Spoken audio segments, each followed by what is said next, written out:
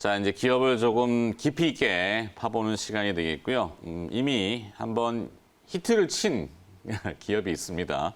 이분이 얘기를 해주셔가지고, 자, 전직 전자신문 기자 출신이시고 지금은 HSL 파트너스의 대표로 계신 이영수 대표와 함께 이야기 나눠보죠. 어서 오십시오. 네, 안녕하십니까? 네. 자, 워낙 IT 쪽 전문이신데 오늘 삼성전자가 이제 드디어 준동을 좀, 물론 오늘뿐만 아니라 8거래 연속 상승이라고 하는데 상승폭은 작았겠죠. 네. 삼성전자가 좀 움직이는 거, 그리고 대형 IT가 좀 이런 태동을 좀 하는 거, 의미가 좀 있어 보이는지. 여의도에 계시는데, 여의도 요즘 코로나 때문에. 저 요즘 뭐 좀 자제하고 있는데요. 네, 네. 마스크 쓰고 오셨죠? 아, 네. 하여튼. 그래서 네. IT 쪽 반응 분위기는 좀 어떤가요, 요즘? 일단 이제 경제 락다운이 이제 끝나면서 경제가 재개되고 있지 않습니까? 그러다 보니까 이제 그동안 그 대형 IT주들이 굉장히 이제 실적이나 이런 부분에서 지지부진했었는데 네. 이게 이제 하반기부터 좀 풀릴 수 있다. 그리고 이제 투자가 재개될 수 있다는 기대감들이 좀 있으면서 이제 이런 부분들에서 이제 수급이 좀 올라오고 있는 그런 형국인 것 같습니다. 특히나 이제 2분기 실적에 대한 눈높이가 이제 다시 조금 정상으로 회귀하는 모양이죠?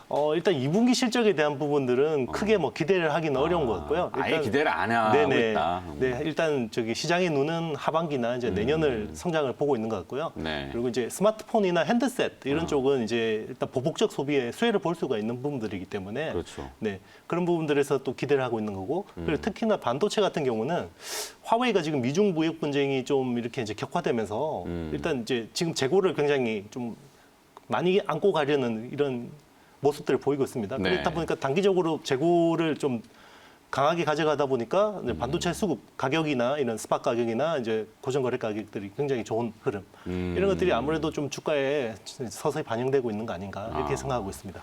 저는 주변에 이제 휴먼 인디게이터들 많이 보는데 가장 대표적인 게 저희 집사람이죠.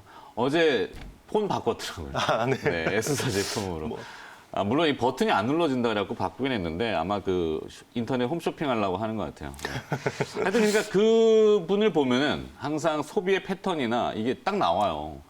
네. 굉장히 좋은 휴먼 인덱스죠. 네, 휴먼 인디게이터예요, 진짜. 네네. 그래서 항상 우리 집사람을 관찰합니다. 자, 그건 그거고 또 이 인터넷 쇼핑이라든지 언택트와 관련해서 이영수 대표가 이야기했던 카페24. 네. 그죠? 지난번 출연하셨을 때 4만 원대 이제 뎁스 있게 분석을 해주셨잖아요. 네. 뭐 주가는 상당히 뜨거웠습니다. 물론 그 기업 하나만 그런 건 아니지만 하여튼 초이스가 좋았어요. 감사합니다. 네. 어떻게 해야 됩니까? 그리고 만약에 관심 있는 분들은 지금 단계에서 카페24는 판단을 추가적인 룸이 위로 있어 보이는지 네, 뭐 상승에. 제가 이제 추천드리는 종목들은 대부분 4차 산업혁명 관련 이제 어떤 그 핵심주들이 될 수 있는 회사들인데요. 네. 뭐 단기적으로는 뭐 일단 변동성이 있을 수도 있지만 장기적으로 아주 조금만 길게 보면 굉장히 성장할 수 있는 회사들, 성장에 어떤 밸류를 줄 수 있는 회사들이라고 생각하고 있고요. 네. 제가 이제 제가 추천을 드리고 나서 이제 페이스북 마크 주커버그 CEO가 이제 커머스 쪽 파트너들을 이제 선정하는 그 이슈들이 나왔었는데 네. 아시아에서 유일하게 카페24가 선정이 됐거든요. 그래요? 예, 그러면서 이제 주가가 68,000원까지 뛰었다가 이제 조금 내려왔는데 네. 이제 그것만 봐도 아시아 쪽에서 만약에 어떤 그 팡 기업들이 어쨌든 아시아 커머스 쪽에 들어오기 위해서는 카페24 같은 회사, 기본 인프라를 가지고 있는 회사를 반드시 끌고 갈 수밖에 없다는 걸 이제 반증하는 게 아닌가 이런 생각을 하고 있습니다. 네. 그 정부의 이 그린 뉴딜과 관련된 시책 정책의 구체안들을 잠깐 엿보니까 소상공인을 이제 돕기 위한 뭐라 그럴까요? 인터넷 쇼핑에 대한 홈쇼핑 채널이 이제 지금은 TV로 방영이 되잖아요. 근데 네네. 인터넷으로 다 이렇게 할 수 있게끔.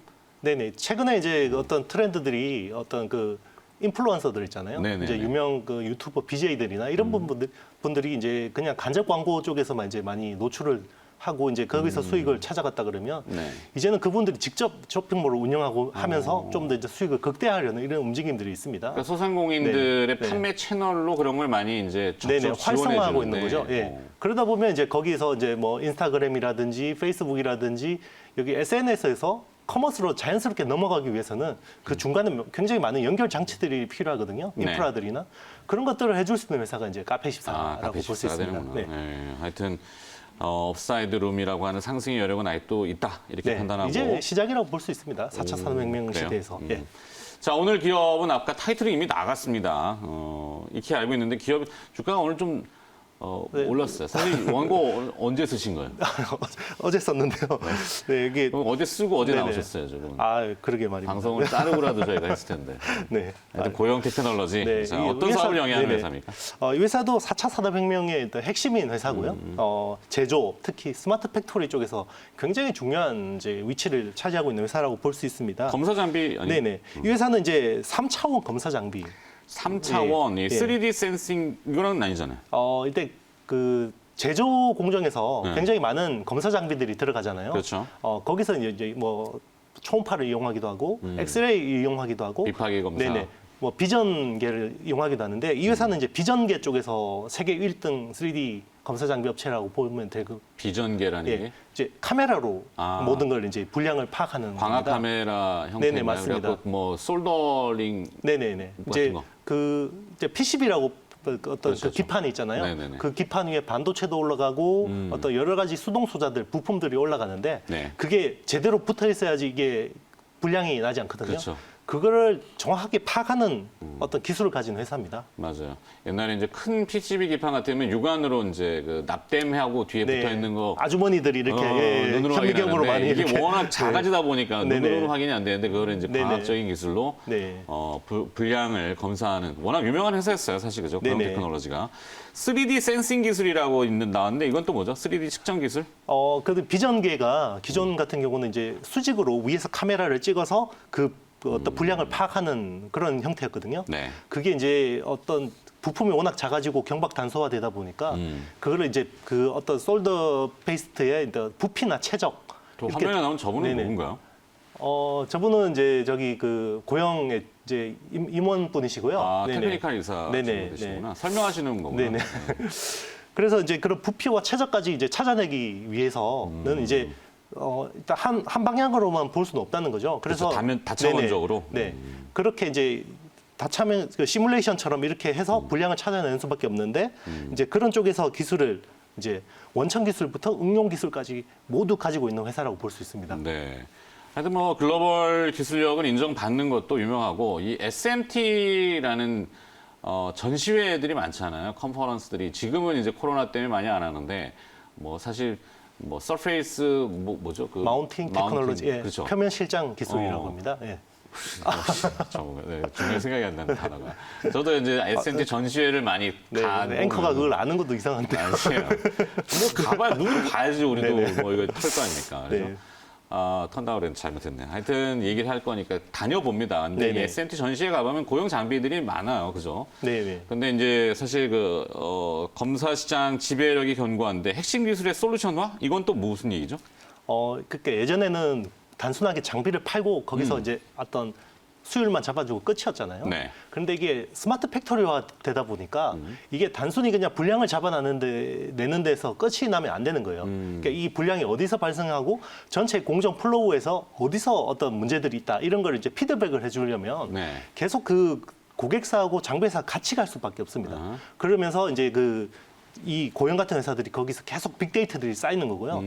그러려면 장비를 팔고 계속 소프트웨어를 업데이트 해줘야 되잖아요. 그러니까 예전에 테슬라 한번 앵커님 말씀하셨잖아요. 네네네네네. 테슬라가 그 기계만 자동차 팔고 땡이 계속 끝난 게 소프트웨어 아니라. 업데이트 해주면서 돈을 받잖아요. 맞아요. 그런 개념이라고 보시면 됩니다. 아. 계속 구동 모델처럼 솔루션을 계속 업데이트 해주고 거기서 어떤 이제 그런 수익들이 나오는 거죠. 그게 네. 이제 회사의 수익성과 주가하고 연관성이 깊다는 얘기잖아요. 네네, 그죠? 맞습니다. 자, 그렇다면 이미 익히 알고 있는 내용이 여기까지인데 오늘 이제 기사 재료가 좀 나온 것 같긴 한데 이 성장의 동력으로 하나 잡은 게 뇌수술 보조 로봇 시스템 이게 이제 거의 헬스케어 쪽인 의료 장비 네네, 시장? 의료 로봇, 의료 로봇이라고 이 볼 수 얘기 좀 있는 거고요. 해주세요. 사실 이게 좀 되게 특이하게 시작을 했어요. 네. 산업 장비 업체가 의료 쪽으로 들어가기는 굉장히 힘들잖아요. 이게 이제 제가 2015년쯤에 제가 그때 기자 시절에 이제 제가 취재를 했던 내용이었는데 하버드 대학교 메디컬 센터에서 찾아왔어요. 네, 고용에. 고용으로. 네. 처음에는 이제 사기 전화인 줄 알았대요. 전화를 받고.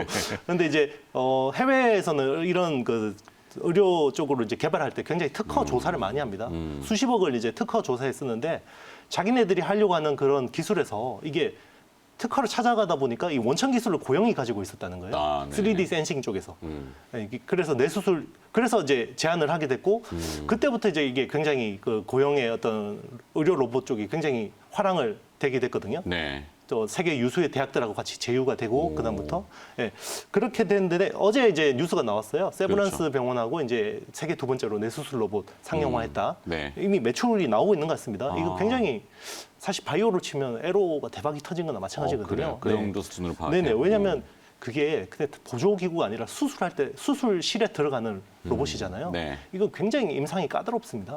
28건 이상 임상 시험을 테스트를 진행했고 여기 R&D 비용도 굉장히 많이 지불한 걸로 알고 있거든요. 예. 네. 네. 중요하죠. 네. 큰일 납니다. 네. 이 매출이 언제부터 발생하는 걸로? 이미 나오고 있습니다. 이미 이제부터?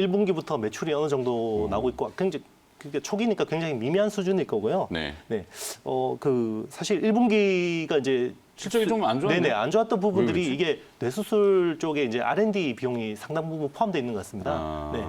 그래서 이제 그런 것들이 초기에는 굉장히 많은 어떤 그 시장에 진입하기 위해서는 비용들이 들어가잖아요. 네. 그 필드 애플리케이션이라고 해서 이제 엔지니어들을 지원해야 되는 거죠. 당장 돈은 되지 않지만 네, 그런 부분들에서 마케팅비나 이런 것들이 많이 들어간 것 같고요. 네. 이런 것들- 단순히 실적이 안 좋다 이렇게 볼 게 아니라 그 내용을 분석해봐야 네, 되는 그렇죠. 거잖아요. 이게 이제 만약에 그런 안 좋은 거였으면 시장에서 이렇게 반응할 리가 없겠죠. 네. 그렇죠. 네, 주가가- 시장은 현명합니다. 항상. 맞아요. 네. 주가는 이미 다 알고 있다잖아요. 네네. 자, 그래서 이제 결말을 좀 지어봐야 되는데 앞으로 추후 실적하고 주가 전망, 고용 사실 좀 높긴 한데 뭐 투자자분들이 혹시 네. 참고하실 만한 내용이 있다면 이 회사가 지금 시총이 1조 5천억을 넘어갔어요. 1조 5천억. 네네. 어떻게 보면 이제 그 코스닥에서 제조업체들이 어떻게 밸류를 어떻게 높일 수 있을까라고 고민한다 그러면 고용을 굉장히 한번 스터디해 보는 것도 굉장히 좋은 방법일 것 같은데요. 네. 이 회사는 산업화 장비에서 의료 장비로 밸류에이션이 넘어가는 구간이라고 봐야 됩니다. 그러니까 이제 산업화 장비로 보면 굉장히 비싼데요. 네. 의료 장비로 보면 굉장히 싼 거예요. 그 밸류에이션이 넘어가고 있는 변곡점이라고 보면 되는 거고요. 그게 반영됐기 때문에 이렇게 높은 밸류를 받는 겁니다. 오. 네, 저는 그렇게 생각하고 있고요. 네. 이게 이제 의료 이제 장비 쪽이 굉장히 이제 앞으로 많이 확산이 될 거고요. 그리고 이제 기존에는 어떤 단순 PCB 위에 어떤 부품들이 올라가는 부분들에서 어떤 그런 검사하는 것이었다 그러면 앞으로는 이제 반도체 기판 다이하고 서브스트레이트 사이의 어떤 그런 부분들까지 굉장히 미세한 검사까지 많이 확산이 되는 거고요. 네. 그리고 전기차, 미래차 이런 또 보면 전장 비중이 굉장히 높아질 수밖에 광범위하게 없습니다. 쓰일 때가 네네. 많군요. 거기에서 이제 애플리케이션이 굉장히 많이 늘어납니다. 지금 고객사만 해도 세계 2,500개 정도 되거든요. 네. 그러니까 특정 회사가 안 좋아진다. 고객사가 뭐 삼성전자 같은 회사가 안 좋아진다고 해서 회사가 막 이렇게 흔들릴 정도가 아니라는 거예요. 굉장히 네. 고객 포트폴리오도 좋고. 알겠습니다. 더 듣고 싶은데 시간. 네. HXL 파트너스의 이형수 대표였습니다. 오늘 고맙습니다. 네, 감사합니다.